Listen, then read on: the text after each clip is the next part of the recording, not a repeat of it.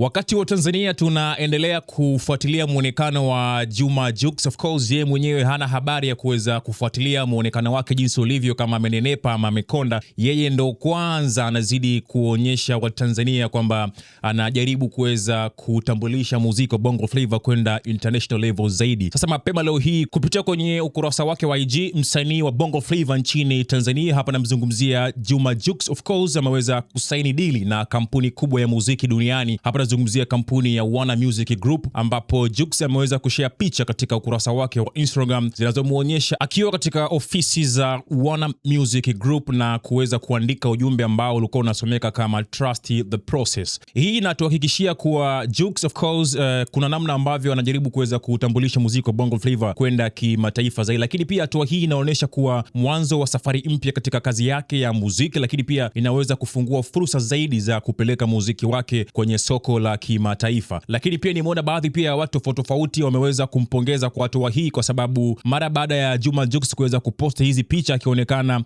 yupo katika ofisi za Warner Music, of course watu wengi wameweza kumpongeza kwa hatua nzuri. Inaonekana kuna namna ambayo Jux anafanya namna ya kuweza kufanya kazi na hii kampuni by the way, na tumeona pale kwenye caption yake, kama utakuwa umeangalia vizuri umeisoma, kaandika trust the process. Sasa hajatuweka wazi kama tayari amesha saini wino, lakini pia tukae kuweza kusubiria ni kitu gani ambacho kinakuja. Wakati huo sisi wa Bongo tunakaa tuko very busy kuweza kuangalia muonekano wa Jux bana na kumsema vibaya kwamba amepungua, mashavu yamemshuka, sijui nini, kutokana na watu jinsi wanavyozungumza. Sasa hiki ni kitu kizuri ambacho Juma Jux ameweza kutuonyesha, na hii pia ni hatua nzuri ambayo Jux anaelekea, na hii inaashiria kwamba muziki wa Bongo Flava by the way unaenda kuwa mkubwa kwa siku za usoni kupitia Juma Jux, kwa sababu anawakilisha vizuri muziki wa Bongo Flava. Lakini pia kama tunakumbuka vizuri, mwaka 2021 Diamond Platnumz pia yeye alikuwa ni msanii wa kwanza kutokea Tanzania kuweza kusainiwa na Warner Music. Of course ni kitu kizuri, tuliona kipindi hiko miaka hiyo, lakini pia mpaka muda huu bado Diamond Platnumz yupo, na tumekuja kuona pia mwaka huu 2026 msanii pia Jux ameweza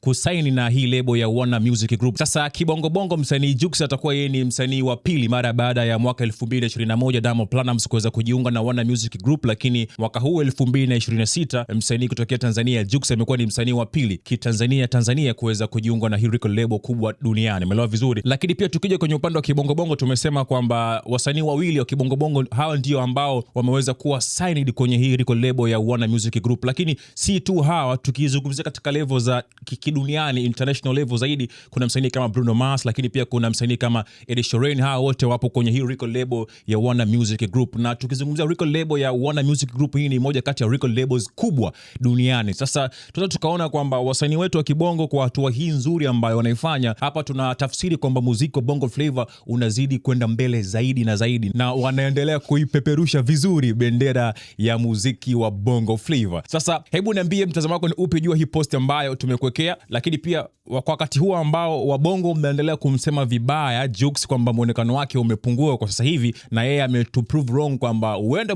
muonekano wake umepungua kutokana na consistency ya kazi ambayo anajaribu kuifanya, kwa sababu si kitu kirahisi kuweza kuona msanii kama Jux kudondosha wino kwenye Warner Music Group. Umeelewa vizuri? Hebu niambie mtazamo wako ni upi juu hii post ambayo tumekuwekea. Kasako Media, tunaangazia maisha, tunaandika kesho.